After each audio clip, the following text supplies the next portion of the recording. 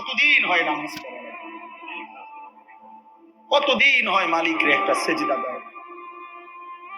চুল নিয়ে এত ব্যস্ত হয়ে গেলা কেন? চুলের ফ্যাশনের উপরে এত অস্থির হইলা কেন? কে দেখে তোমার চুল? কীর্ত দেখে? কারে দেখাও এইসব চুল? মানুষের আর কাজ নাই, মানুষে বুঝি বইয়া বইয়া তোমার চুল দেখবে। তুমি যে সারাদিন চুল নিয়ে ব্যস্ত, শরীর পূজা, দেহের পূজা এভাবে করছো কেন? সারাক্ষণ বুঝি এই শরীর, এই দেহ, এটা নিয়েই ব্যস্ত হয়ে গেলা। সারাক্ষণ একটা নারী বুঝি, একটা নারী, একটা ছবি, একটা বেডি, একটা উলঙ্গ দৃশ্য, এর জন্যই পৃথিবীতে আসা। এই রাত দিন বুঝি মোবাইলে দেখবা, ছবিয়ে দেখবা, নারীয়ে দেখবা। সারাদিন বুঝি নারীর জন্যই পৃথিবীতে আসা তোমার, আর কাম নাই, আর কোনো উদ্দেশ্য নাই দোস্ত আমার। বাহ, ঠিক হলো, ঠিক করলা না ভাইয়া, ভালো করলাম।